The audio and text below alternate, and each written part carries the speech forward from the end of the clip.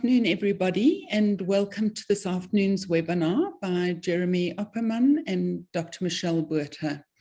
One of the problems that we face in low vision and more severe visual impairment is how you're going to cope with work, and when do you tell people at work that you have a problem, and what expectations can you have of the company? As far as I'm concerned, experience is priceless, and I really want to keep patients at work for as long as possible. My feeling is that having somebody gainfully employed is far better, and we just need to look at the way forward. So our guests this afternoon, both Jeremy and Michelle, are visually impaired, and they are going to discuss the trajectory of understanding the loss of vision at work and beyond. So Jeremy and Michelle, over to you. Thank you, Belinda. And I'm going to hand over to Michelle to do a little introduction, and then I'll follow. Michelle. Great. Thanks, Jeremy. Good afternoon, evening, everyone. It's great to be here. Just by way of introduction, I often feel like I've got a foot in two worlds. One of my feet is planted in the academic space. I have a PhD in disability studies, and I'm currently a postdoc researcher at Stellenbosch in the Center for Disability and Rehabilitation Studies. My research work is very interested in the experiences that visually impaired people have in rehabilitation, and really asking questions about what is that like for people? What is it like for them to enter full-time and sometimes residential rehabilitation programs? And I've also got a foot firmly planted in the disability nonprofit space and activist space. I'm very involved in the Western Cape Network on Disability, and also worked for several years in the field of job placement for visually impaired people. And in that sense, I have a foot as a provider of services to visually impaired people, and I'm also a person with a visual impairment, which I think brings a unique perspective to these kinds of conversations. Thanks. Back to you, Jeremy. Thanks, Michelle. I was trying to count your feet there. I think I got to 3. So when we always say one shouldn't be defined by one's disability. Am I remembered as a man that does something, or am I remembered as that blind man that does something? And it's an interesting one, because if you want to wear a PC hat, you don't really want to go to town on the whole blind thing, because it shouldn't define you. But that's actually silly, really, because defining or not, it is a reality and it is life. So I'm going to start with my visual impairment. So I was born with very bad myopia, and I had my first pair of glasses at 18 months, and I went through with low vision right until my 20s, when suddenly the word RP suddenly materialized, and all of a sudden there was a label. And so I had low vision, and my low vision was, and there's a lot of confusion around low vision. People are very quick to want to make a binary of the blindness low vision equation, and they're very reluctant to understand that this is a moving thing. And so my low vision, and Michelle's as well, is something that has moved over the years. And so when I was a boy and a young man, I could, and in fact, even an early middle-aged man, I could, for instance, see the mountain here in Cape Town, but I could never see the waterfalls. I could, when I was a young man and a boy, in fact, I could read large print, but I could never read a telephone book or a newspaper. I could ride a bicycle, but I would never have been able to drive a car. So that's why it's very important to break it down a little bit and create something of a benchmark. My career, I started as a telephonist after my degree at UCT. Couldn't find a job in public administration, which is what I did my degree in, long story, but I landed up as a switchboard operator, which is very, very common for blind people, particularly in those days. Luckily managed to get out of that and found myself in the training area, organizations that provided training, and I was behind the scenes in the sales area. and did that for 2 companies. And then in 99, went on my own, started a marketing company for finding training providers, and then discovered disability as a product itself. And so I became a diversity practitioner since 99. And that's what I've been practicing on, is working alongside the Employment Equity Act and trying to assist corporates in understanding the importance of the inclusion of persons with disabilities into mainstream society. And as Michelle says, having a visual impairment, although not essential, is useful if one is going to be active in the activist/advocate field. And so what we're doing tonight is something of a departure from these webinars, and I want to thank Belinda, Hazel, Karen, and her team for allowing certainly me back for a 3rd time. And so normally it's a lecture, and they're always wonderful to listen to, and I love Belinda's webinars. And tonight we're breaking the mold a little, because we're going to be doing something which is a dialogue rather between Michelle and I, because we have a lot in common, particularly since we share visual impairment, although her visual impairment is completely different to mine. And we share obviously a space in the activist/advocacy arena. And so we're going to be dialoguing. Now, I'm something of an old warhorse in this business. I've been around a long time, and I've been known to not mince my words, and I'm famously reverent about academia. And so it's very important to have somebody a little more sober than I, like Michelle. So I will be starting off with some anecdotal discussion about the area, and this is very important to explain this, about the area of vision loss while one is at work. And then Michelle is going to be providing a lot more theoretical, put a theoretical lens to it, which I think is going to be rather exciting to listen to. So I want to just make one thing clear here. What we're discussing is not somebody who has a job in a corporate and then begins to lose their vision, because that's very common. We could do an extremely interesting webinar on that alone. And I've done one. I touched on that a lot in the webinar I did in October. What we're talking about here is where the employment equity has already played a role, and the individual has already become employed because they're visually impaired, or rather, despite their visual impairment. In other words, they've begun their employment relationship with their employer, and the employer already knew that they were visually impaired. So what I'm going to be discussing now, and don't worry, I won't be focusing on any single person or patient, well, I wouldn't call them patients, a client perhaps. I'm going to be amalgamating 4 cases that I have had cross my desk in the last year. So there will be no way of identifying who's who. So the person in question was employed, had been employed for a number of years already in the same organization, doing pretty much the same work with a visual impairment. They were to some degree reasonably accommodated. I say some degree because the way that companies respond to the challenge of reasonable accommodation is not always straightforward and is not always ideal. But we shall say that they were reasonably accommodated to the point that they were able to do their job. And then something happened, which they had no way of knowing possibly. They may have suspected that this might happen down the line. And I must just point out here that I know a lot about this because this was me. Although I wasn't employed, I was self-employed when this trajectory began for me. So I can really, really attest to this anecdote, to this scenario. So something began to change, and they realized that they were struggling with their vision because it was deteriorating. And this is the reality of many, many, many, in fact, certainly the majority of persons with low vision, is that it's not static, it's not going to last forever. And you can almost certainly, particularly with a majority of visual impairments, you can bank on the fact that it's going to get worse.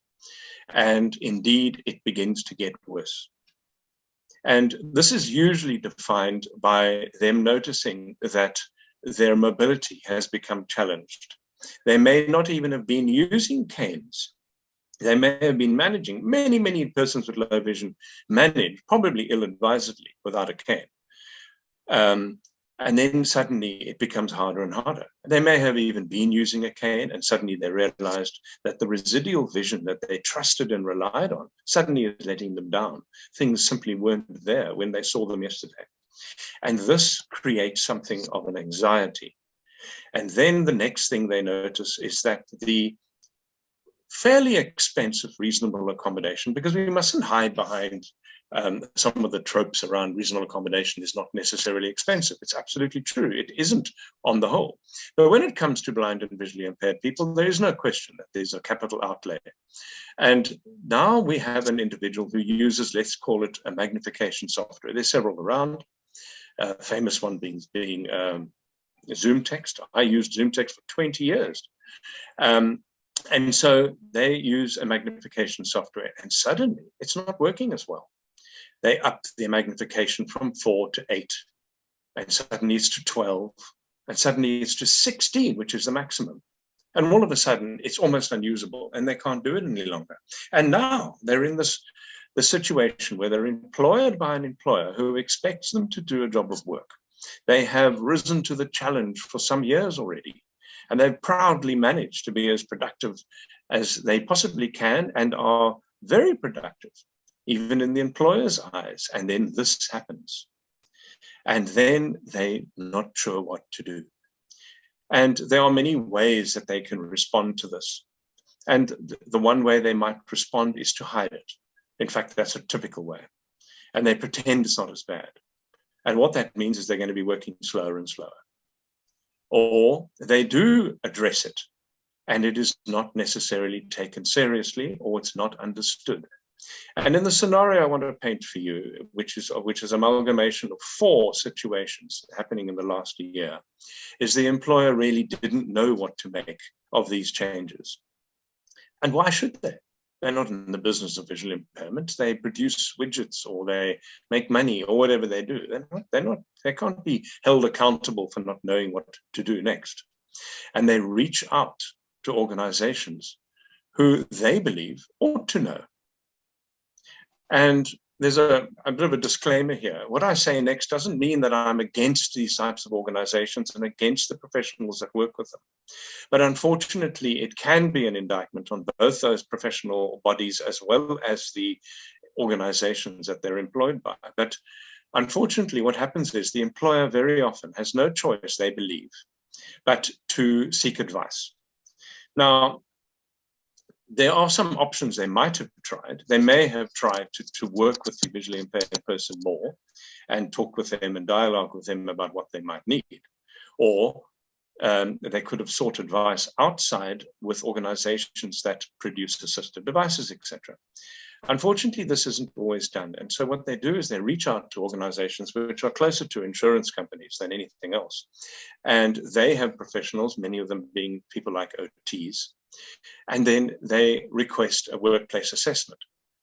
And in the 4 cases that I have dealt with in the last year, they have all ended in tears, where the workplace assessment was done.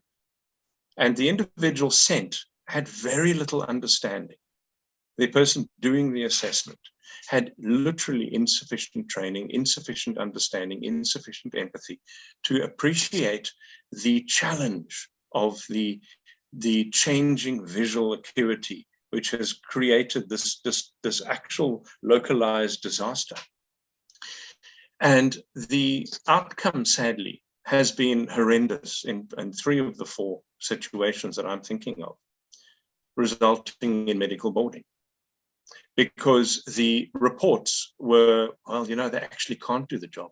And, well, in the one case, there's now, well, we're worried about their level of anxiety, and we actually don't think they can work any longer. So I'm going to not so much stop there. I'm going to hand it over to Michelle just now, but I just want to wrap up this. Now, what we're illustrating here is the dangers that employees with visual impairments who are going to embark on, and they will embark on a vision loss trajectory.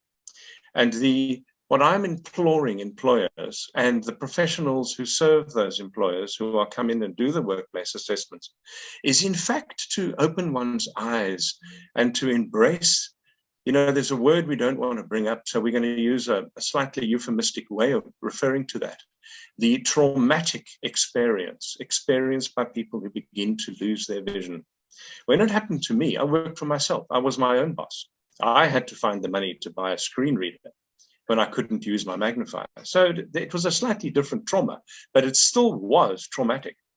I can only imagine what it's like when you're with an employer who you've already had, you feel a slight guilt-ridden relationship, and now you've got to say to them, listen, something's changed, and I need you to help me some more. And so I'm going to stop there with that notion. I'm going to hand over to Michelle. Michelle? Thanks.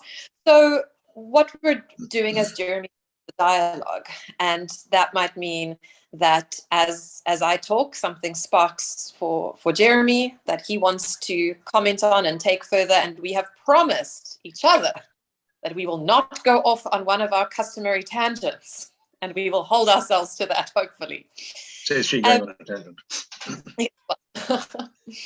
So in the scenarios that Jeremy has painted, a really important part of that, and maybe something that really frames it, and he also mentioned it right up front, is the way that we often think about levels of visual impairment and the binaries that are constructed between terms like low vision, visual impairment, blindness. And speaking from my own experience as someone who has also experienced progressive vision loss and changing vision, these are binaries that we have ourselves as people with visual impairments. We understand ourselves in particular ways, and those can be really significant for us because ideas around blindness can be really negative. And those ideas are held in society, they're shown to us in the media, and they might be very significant for those of us who are experiencing changing vision in terms of actually looking at that. And as Jeremy said, some people might choose not to say anything. And I think what is really important when we talk about understanding vision loss, understanding progressive vision loss, is to understand what an individual might be going through, not just in terms of, I could see this yesterday and I cannot see it today. And sometimes it is as intense as that. And I'll share a personal experience. I literally from one day to the next could not see my face in a mirror. And that was a hugely anxiety-provoking time for me. And it remains quite anxiety-provoking. When we think about understanding progressive vision loss, we might, particularly as practitioners, and very understandably so, we might immediately jump to thinking, okay, what's the solution? The person has come forward. How do we solve it? What's the next step in terms of the technology? What do they need? And that's really key. Of course, it's key. There's amazing technology, and people do need to move into a space perhaps where they're using speech synthesizers in a way that they haven't before. But there's a lot more that's happening that might impact the way that person responds to the solutions. It may not be as simple as that. Sometimes the person who's experiencing the vision loss might actually have many of the, I'm going to call them many of the trappings of what we would associate with perhaps the term total blindness. I've used a guide dog for 10 years. And when I got my first dog, I could certainly see far more than I can now. And I was using my residual vision a lot. And now I don't have that residual vision anymore. And my experience with the guide dog is hugely different this time around. To the outside world, to my employer, it might seem that, well, Michelle's a guide dog user, so we assume her level of visual difficulty based on that. But it's unclear to the outside world what I'm actually using my residual vision for, and that might mean that suddenly I start behaving in different ways. So Jeremy mentioned, the changing pace of work, for example, but there might be ways that this is seen differently in the workplace, in the social aspect of the workplace. I might spill the tea, and I didn't before. I might not greet my colleagues, and there can be all kinds of outcomes of that for me socially, because what I'm going through is not understood, because so often visual impairment is viewed as a sort of static, and again, that idea of the binary. You can either are or you aren't. And so that can. So Michelle, I've got a question. Please. Okay, sorry, I know I caught you there slightly. I tried to catch you just before you started, and are you okay? Would you want to finish your line of thought, or can I ask the question? So this is a really important part here, because there's an old trope, and us as activists have been trotting this out for 50 years, is, that whole thing about nothing for us without us. Okay, right, fine. But then there's also that thing, always consult the person with a disability, they will know best. Now, Michelle, you and I, let's ask you the question. Do you think that with this change, the person with the visual impairment now embracing this change, do you think they necessarily will know enough? For several reasons, they may not actually know what they need. And that could be, it's very likely that they've received the technology that they have. So for those of us who've, had low vision, we all have used the magnification software. I know it, I'm comfortable. I haven't thought about other options.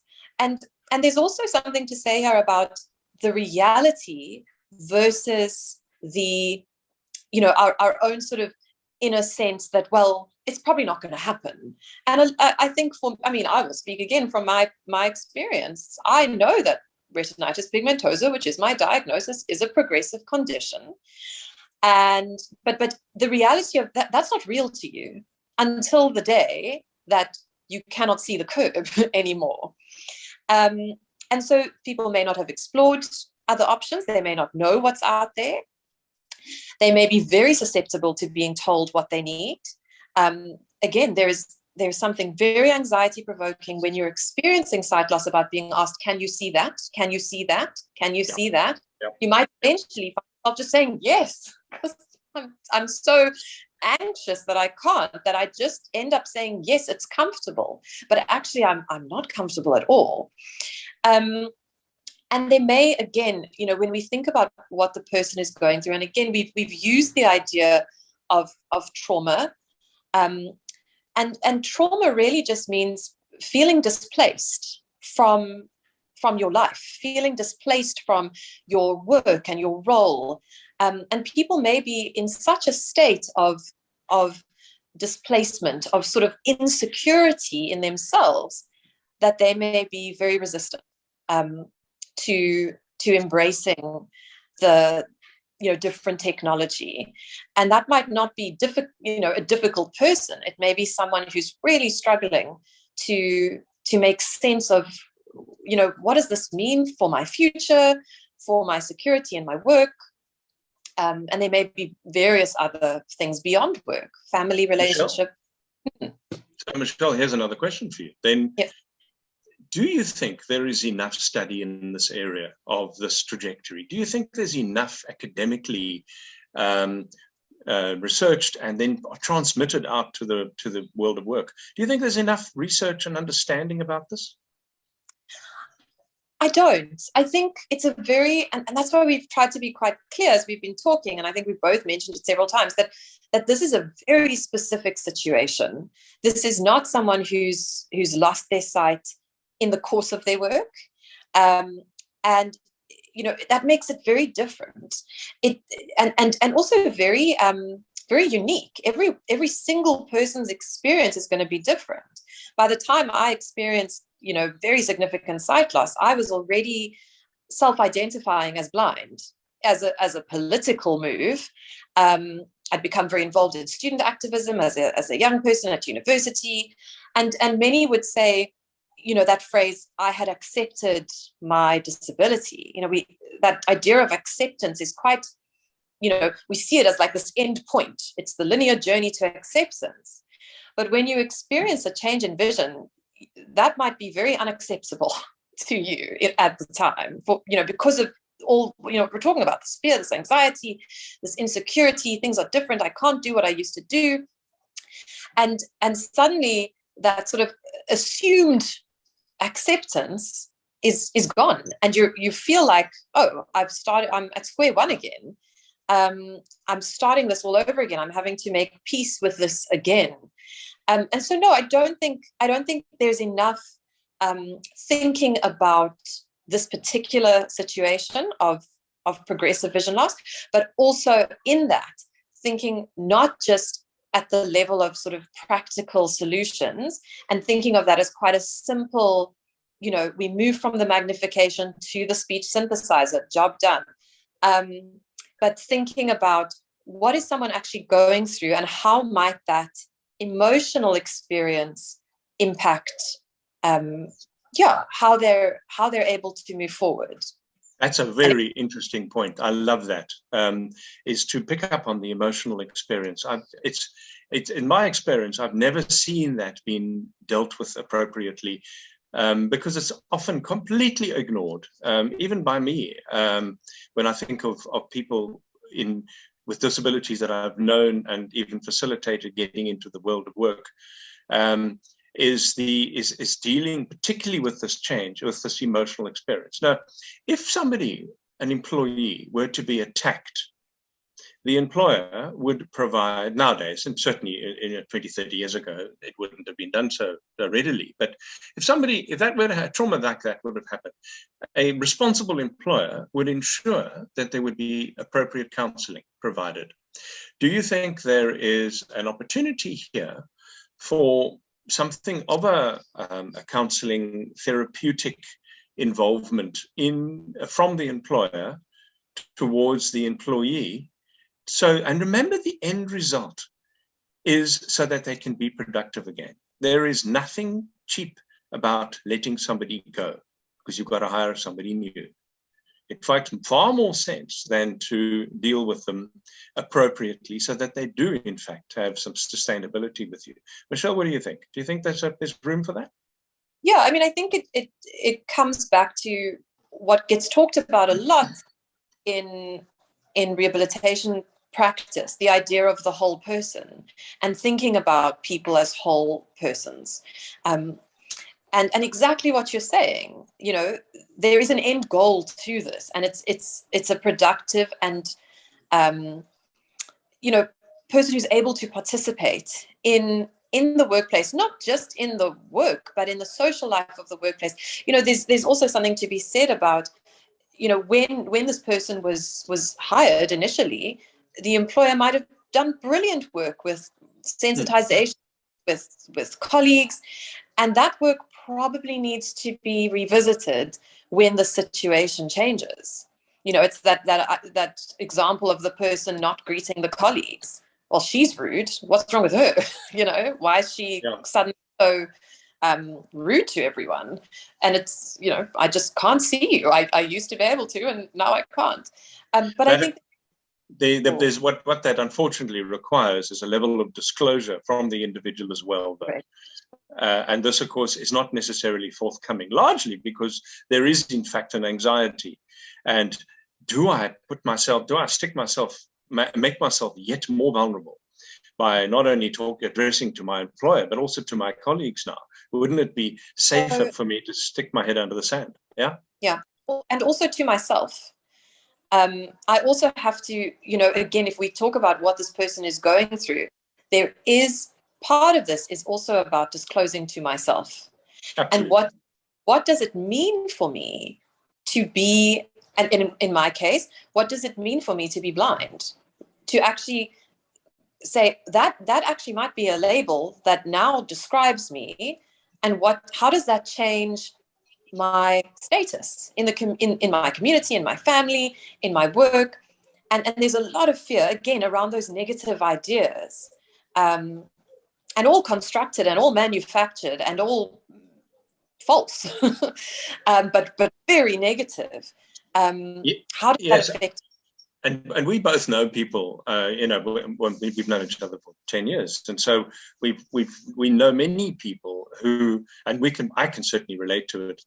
That self-disclosure is extremely important. I mean, how many blind people, visually impaired people, don't we know who resisted ever using a cane?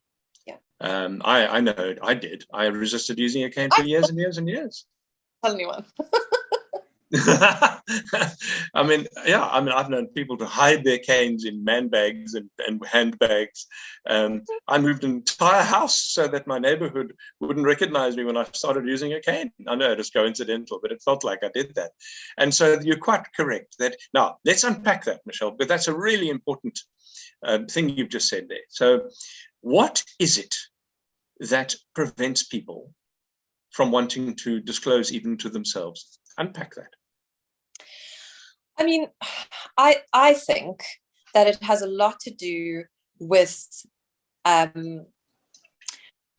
fear of, again, we come back to this idea of trauma and of displacement, of not belonging in the place that you thought was your place, of the label of blindness causing society around you, and society is like this very vague idea, causing your own family and your friends and the people in your life to view you in a different way, and to put those negative meanings onto you. There's a great deal of anxiety about that.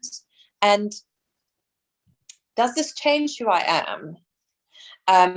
Does it sort of obscure everything else in my life? How do I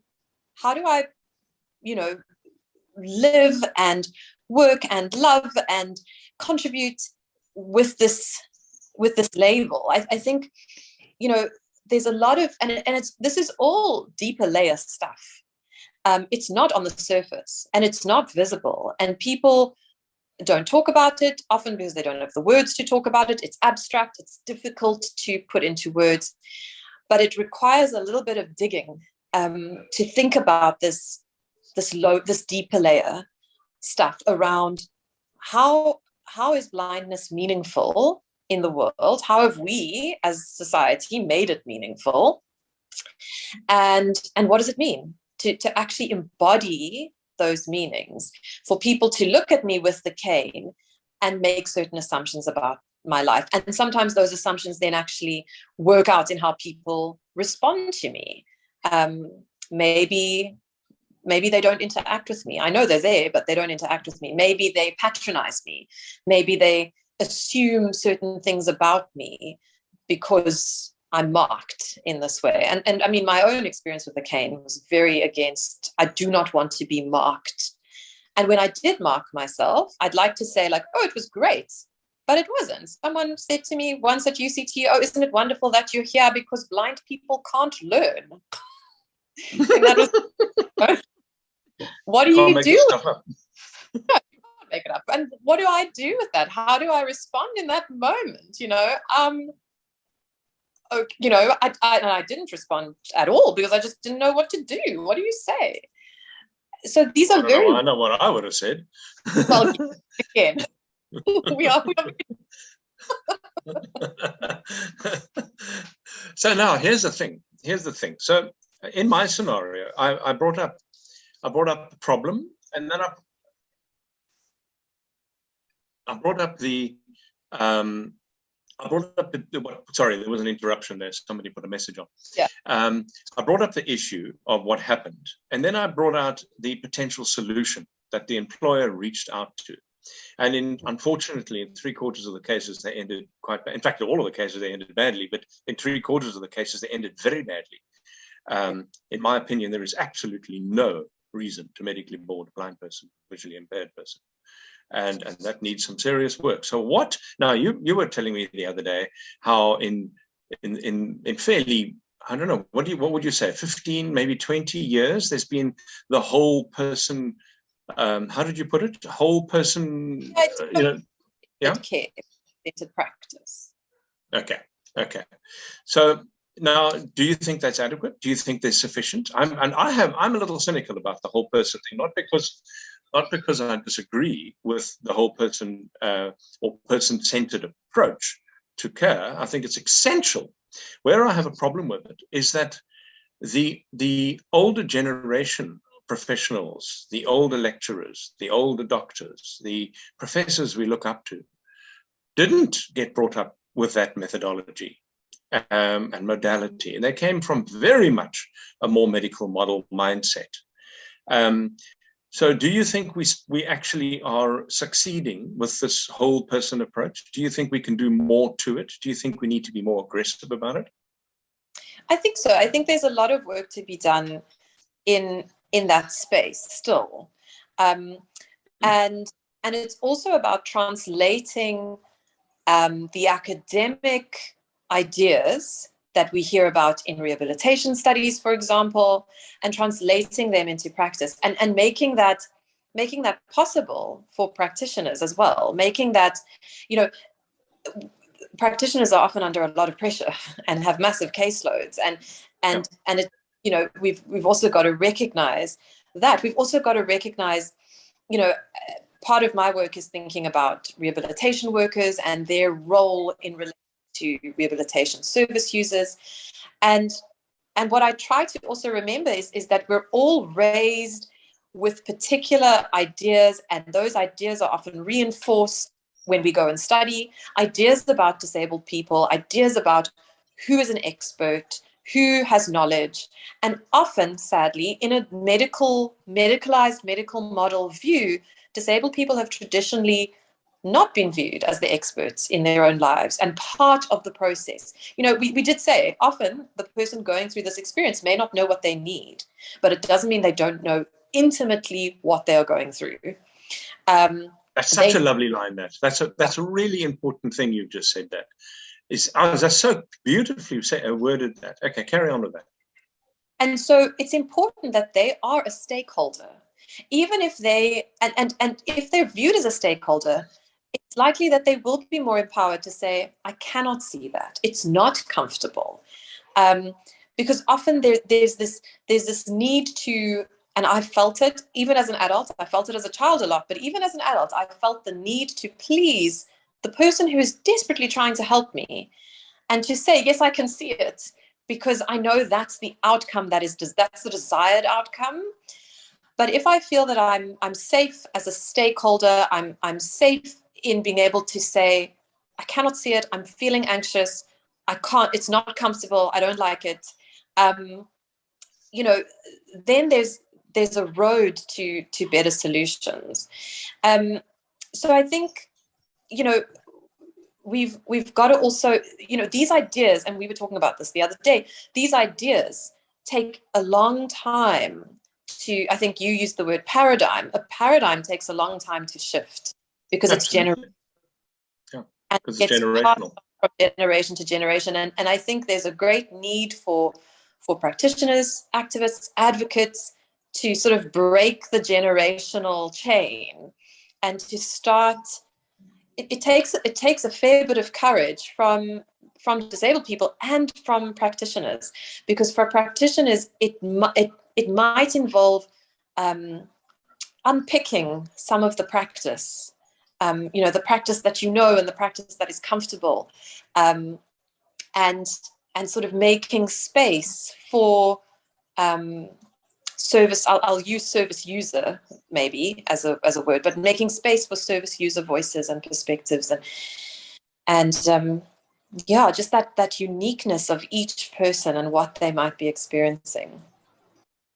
I'd like to just flesh that out a little, and I think what I've discovered, and in the one instance, in two of the instances, I was approached by the service provider, and they were quite frustrated at the reluctance of their employer. Remember, they work for entities that, okay, it's a bit complicated, but so they are the outsourced resource, and the company goes to them. And the actual practitioner, I found, was quite frustrated by the level of indifference by their employer, who is the service provider, to actually going an extra mile.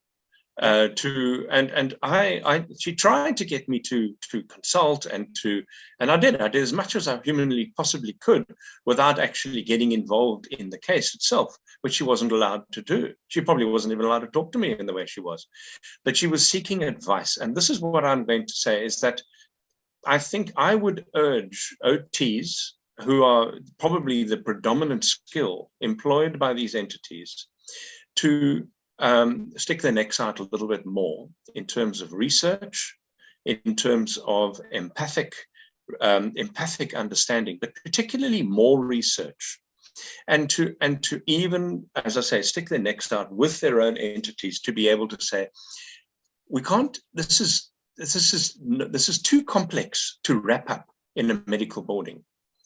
We need to, in fact, work with this here. And this, unfortunately, is the downside of outsourced service provision, is there's a departure there.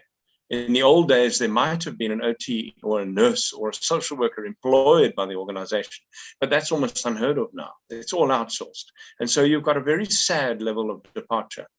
And it's, to my mind, desperately, desperately sad when that part of the rehabilitation equation falls apart. We need to do a lot more. I'm going to hand over to Michelle to wrap up with something very cerebral and academic, and then we'll open for questions. Oh, I hope I don't disappoint you. Right, there are many moving parts in this, in these scenarios. There are many role players, and it can be very complex.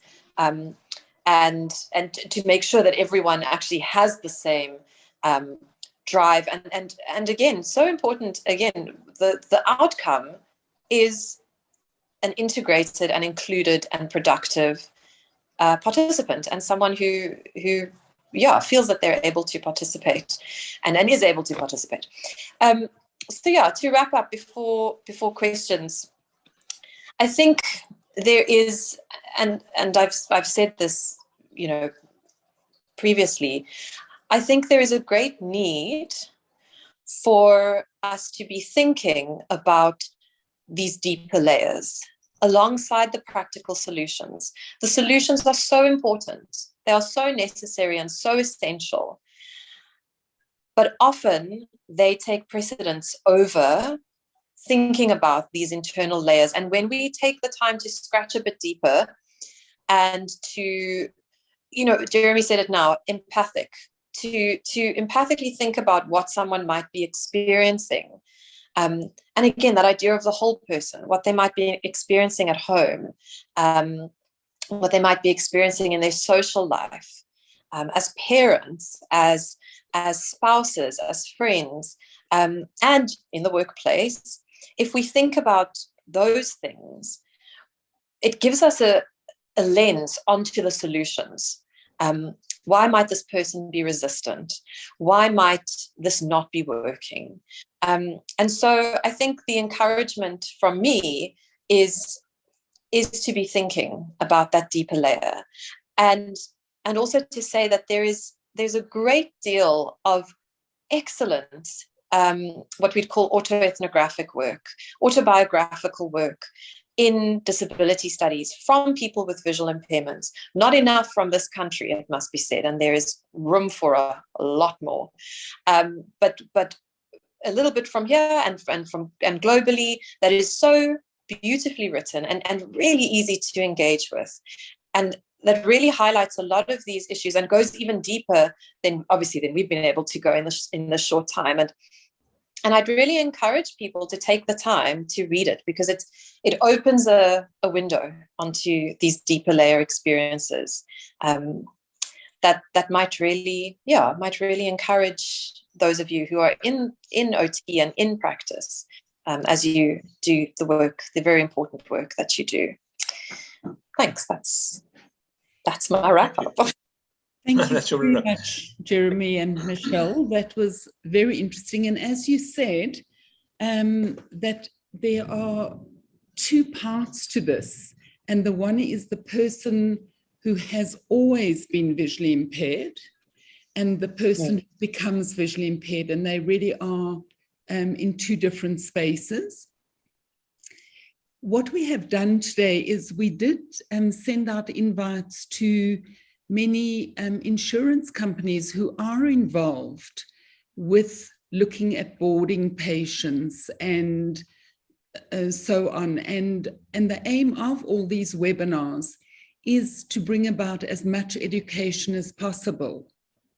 So Karen will deal with questions.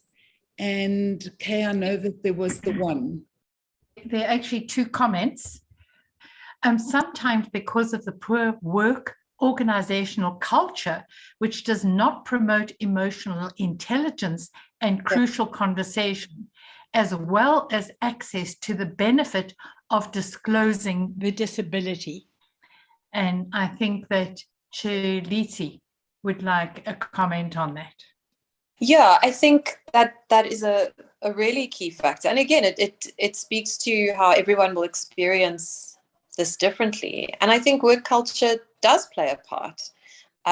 It's not the only factor, but I definitely think there may be environments that foster this kind of openness more easily. But at the same time, what an individual is going through there still may be those barriers to disclosure because of, what we were talking about, those internal issues that have to do with disclosing to yourself, which may still be difficult. And I think, just from work that I've done and engagements I've had with HR over the years, there has often been a lot of bafflement around, and maybe this is a bit of a different issue, but around why disclosure doesn't happen. Companies do disclosure drives and such things. And I often counter by saying, one needs to think about what disclosure actually means. When someone says, I'm disabled, I'm blind, what does that actually mean for the person? I don't know if Jeremy, you have anything. I do. I've got something definitely to say about that. So certainly from my experience, I can categorically say that the companies that succeed in employment equity from a disability, very few companies genuinely succeed. All companies struggle. But the companies that do better with disclosure, because remember, disclosure is a useful way to up your employment equity numbers rather than employing from without. But the companies that are more successful with disclosure are the ones who have done more work in awareness. In other words, there's a lovely word for it. There's a term. It's called disability confidence. So the companies that have spent more energy on disability confidence have a higher degree of disclosure, because the people feel more comfortable to be able to disclose. And so when you have a resistance to the whole notion of awareness particularly, and there are companies out there who are quite toxic even about the idea, you're never going to get disclosure, in which case in this particular scenario that we're talking about now is also going to end in tears for that exact same reason. And so my very simple advice is you need to improve your levels of awareness at every level in your business. Absolutely. And thank you so much to both of you. That really tidies up exactly what the thoughts were there. And then Melanie Nell says, thank you so much for this conversation. I live and work with low vision. So often your colleagues, friends, and employer assume that they know exactly what you need or should be doing or using in various areas of your life. But no one visually impaired individual is the same. I really appreciate your knowledge and passion on this subject. Thanks, Melanie. We were talking about that just the other day as well. And often very well-meaningly, people will advise and colleagues will, as you say, tell you what you need. But and that can be quite difficult to manage. And you're so right. I mean, everyone has different needs, and we all find solutions. Sometimes the solutions that work, I often say, I train people to use technology. And I said to a gentleman today, you do what's easier for you. If it works, if you found a solution and it works, use it. It doesn't matter if it's not, if it's not what I would show you to do. If it's working, do it. Yeah. Perfect. Yes. And I agree. I think that, yes, people are different and solutions are what works for the individual. Jeremy, you were going to say something? No, I wasn't. Michelle covered it all. I was just wondering if there weren't any more questions. Yes, Elizabeth Bester says, I'm an OT who does insurance assessments as part of my work as a private practice OT. I want to learn and read more, read the autobiographical studies Dr. Botha speaks of. And yes, I can relate to the outcome of our assessments and where we want process to go. Read deeper and more unleashing of barriers. But claims decisions is what the referring agent wants. Yeah. On the reading, I'm very happy to send Belinda a reading list. And yeah, if you're happy to share it, I'd be very happy. A place to start. I think everyone would appreciate that. And then she goes on to say, I also so appreciated this talk and the insights provided. And then we have one more from Chilitsi. More of academic and technological solutions, research and practical. This also requires more involvement of the affected employees and employers to explore what is available and ideas that can be explored. And then somebody else has just said they would like the reading list, please. I think that's going to be very, very popular. Moira, I've just, I see you've got your hand up. I've allowed you to talk if you want to. Thank you, Belinda. Can you hear me? We can. Thank you, Jeremy and Michelle. That was really very, very interesting. I put my hand up because I'm not quite sure how to make this question short, but I'd like to move from the field of employment to orientation and mobility. And I think one of the biggest problems faced by O&M practitioners is developing confidence in clients. It seems to be extremely hard in some clients. Other clients already have quite a bit of confidence. But any ideas and suggestions as to how one can really make a difference for people who really do fear going out and moving about on their own? Moira, sorry, Michelle, do you want to take it? Or am I? No, you go. I might say. So, I mean, it's such a difficult one because so many people are different. But it would be wonderful if there was a magic bullet so that O&M instructors could somehow press a button to improve the confidence. And I don't think I have a solution other than to say you're absolutely right.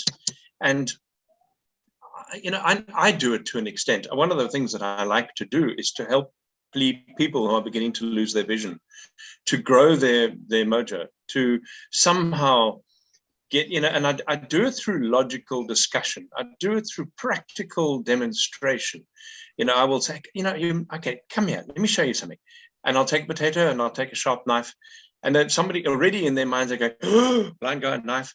And I'll cut chips just to demonstrate that it can be done rapidly, professionally, and effectively. And so I think they need to demonstrate a lot. The practical magic of orientation mobility. I mean, I was talking a lot about you and about O&M today in our St. Dunstan strat plan, and it is an extraordinarily vital element, which is almost overlooked entirely, even by employers. And most employers have never thought about the idea of O&M really. And so even they could play more of a role. But yeah, you're right. The confidence is an issue. Michelle? Can I just add, and it's kind of linked to what you said, I think there's a great deal of benefit. I've seen it in my own experience and working with other people. There's a great deal to be said for mentorship between visually impaired people in this area. Yeah. I mean, made me take the My City bus. I mean, you know, and I wouldn't have taken it if he hadn't have, well, I won't say forced me, but firmly encouraged. And I think also, you know, when we were talking about, you know, using a cane and a lot of that social anxiety in terms of what does this mean? How does this mark me? There's a lot of power in visually impaired people talking together, unpacking these issues, unpacking feelings that are sometimes very difficult. Yeah, I think there's a great need for more mentorship and support in that way from peers. I think you've just hit the nail on a possible solution to our problem. Is that if those entities, if there are insurers and those insurance companies and those service providers that are outsourced, perhaps what they should do is they should look for confident, blind and visually impaired people to do exactly what you say, to mentor. I mean, I can see real benefit in doing that. I've never thought of it in those practical terms before, but that would really work. Yeah. I think that sounds wonderful. A mentorship program throughout the country would be really beneficial to everyone. Okay. Are you going to head it up, Joanne? Well, that's going to link with next week's talk, but Melinda Faree wants to say something. Melinda? Yes. Hi, thank you. I hope you can hear me. So I'm from the insurance industry. Yes. And yeah, thank you very much, Jeremy and Michelle. It's very insight that you provided it's interesting to see from your personal experience, how you experience it. So when we deal with a disability and it's in, I would say, I'm not talking just about the corporate world or whatever, but you know, it's for us much easier to case manage a case and try to assist this member to stay in the workplace. The biggest challenge that we do experience is with our less educated claimants that's in a physical a job and for advanced age.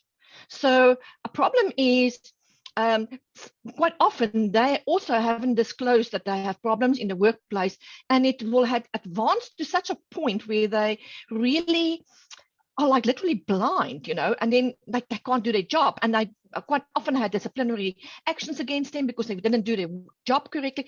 But when we get the claim, the member is literally already blind, condition had progressed to that stage. They don't have the education to reskill them really to an alternative employment because they only have experience in physical jobs, and they can no longer do a physical job.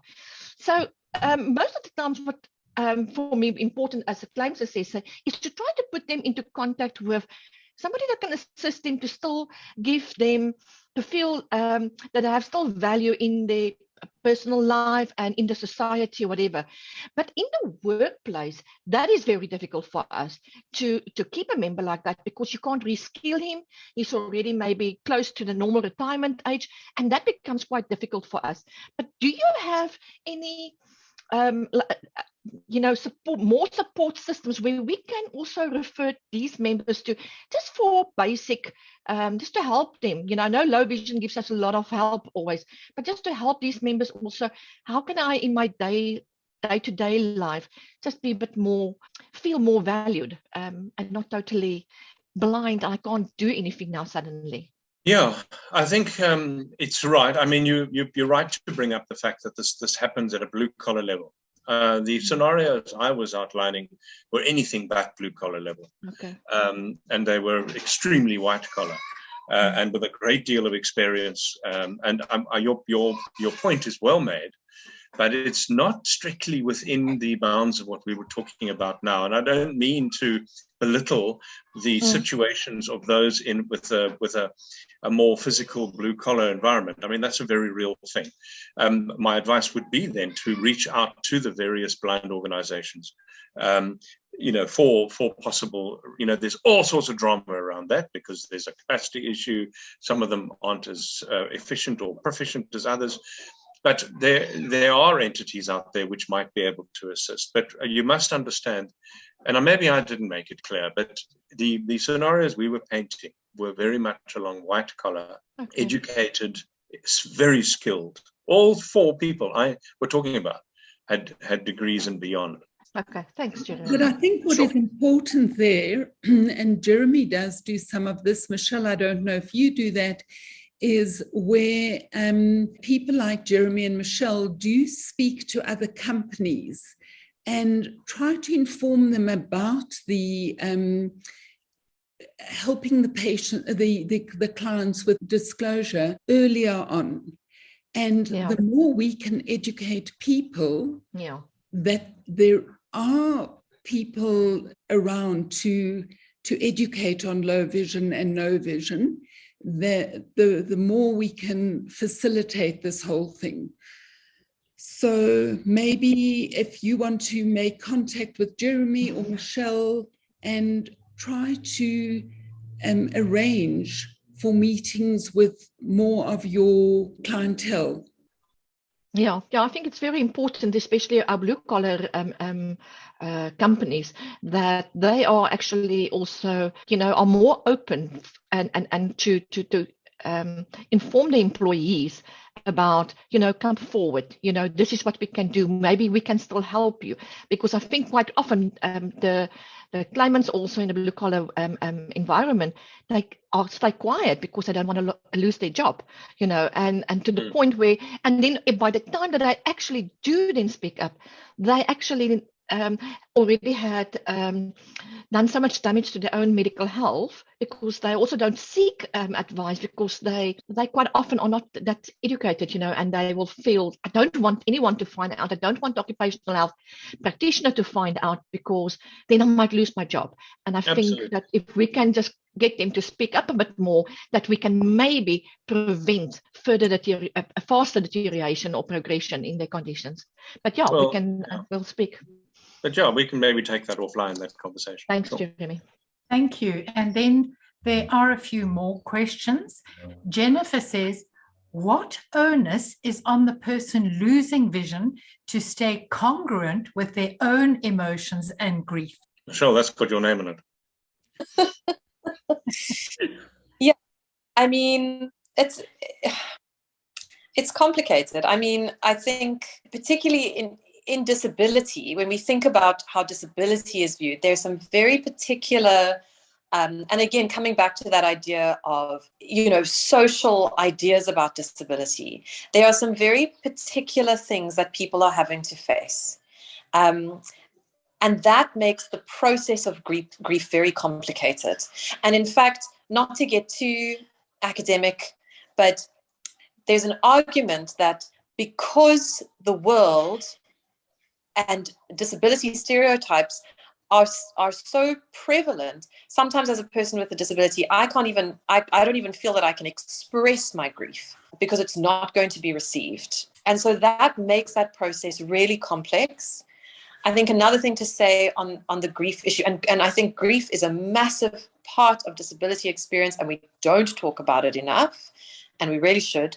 Another thing to say about grief and disability is that it's very tempting to think of grief in a linear way, and the stages of bereavement that we all know so well. But research in disability shows it's not quite that simple, that grief for people with disabilities is changing, sometimes ongoing, and not a linear process, that idea of acceptance again. So there is I think there's a great need for support for people with disabilities, to know that there's support out there in terms of counseling, and to actually be able to ask for that help. And again, sometimes the stereotypes about disability make us feel as though we have to say, I'm overcoming, I'm triumphing, I am managing. But to say I'm not is so, so difficult, because then we feel we might lose our status or the way that we're viewed. I don't know if that answers the question, but it is quite a complex issue. And again, there's some really good work on it in disability studies. There's a term, of course, which we haven't said once, which is ironic, actually, which is PTSD. And this is definitely an element of PTSD. But before our listeners think that we're writing off our people as basket cases who need complete cosseting, what's important to understand here is empathic management of this trajectory will result in a happier, more productive individual at work. No one's writing anybody off here. No one's suggesting that we can't work because suddenly there's an element of grief or trauma or anxiety. What we're saying is that if we deal with those things, we'll actually have a more productive outcome, which is actually what everybody's interested in the world of work. And so please, I don't want anybody to go away from this thinking, wow, people, I never realized that they were so traumatized, PTSD and all the rest. Those things are real, but they are all manageable.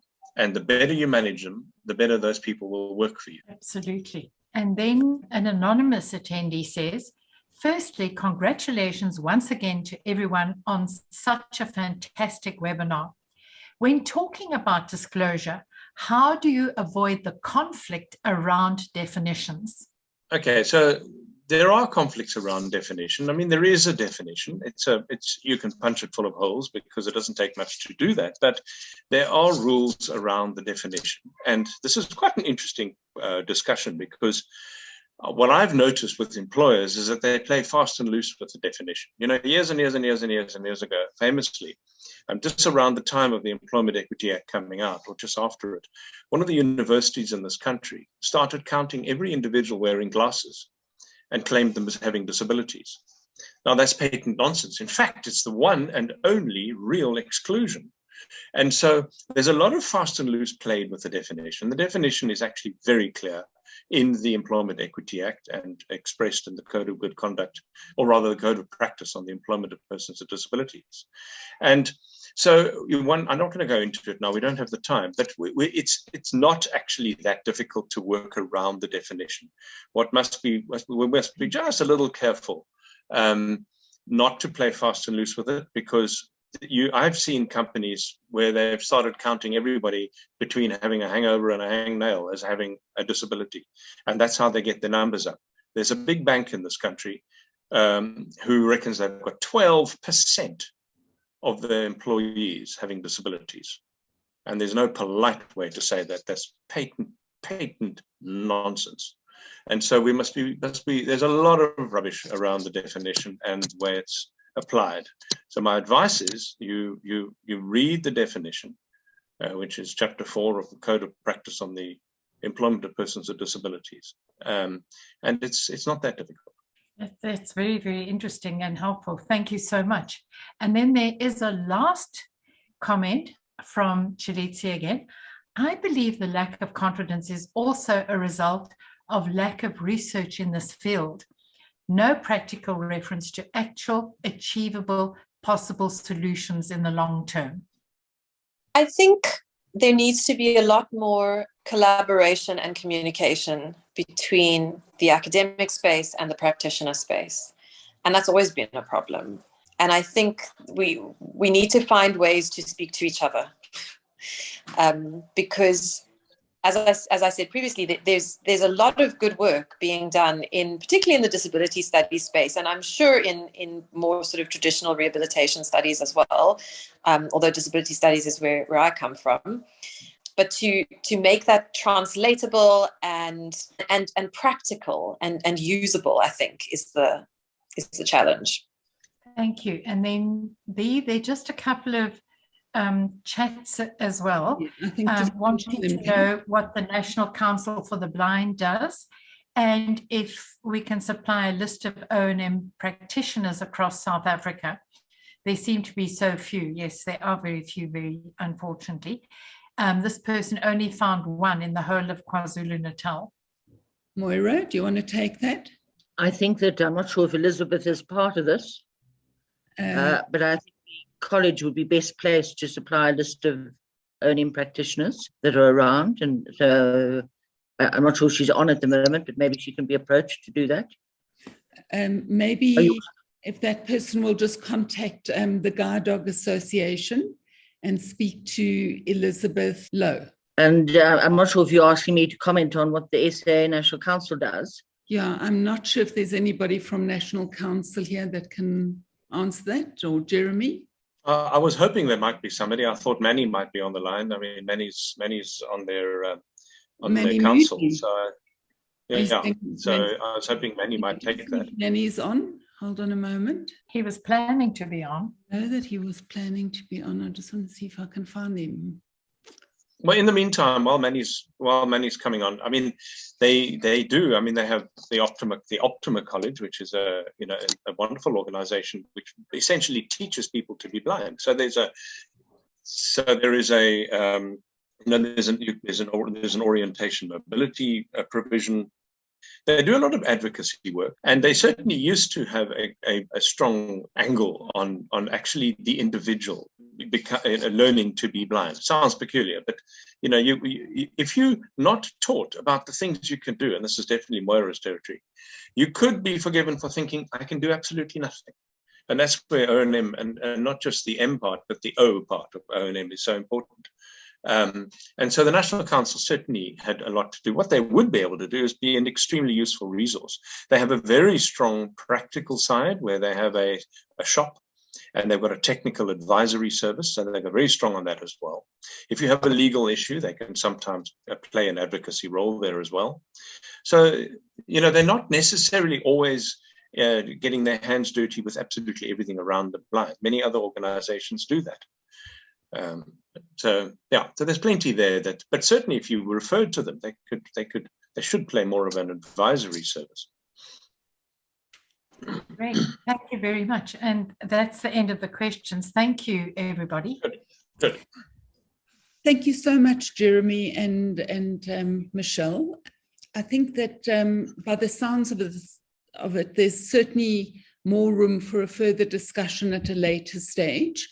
But what I did say was this ties in very much with what patients have requested. Prior to COVID, we were meeting with some of the visually impaired people once a month over a lunch or tea or whatever, and it usually took place at our house. And obviously that meant that only people in Joburg could attend.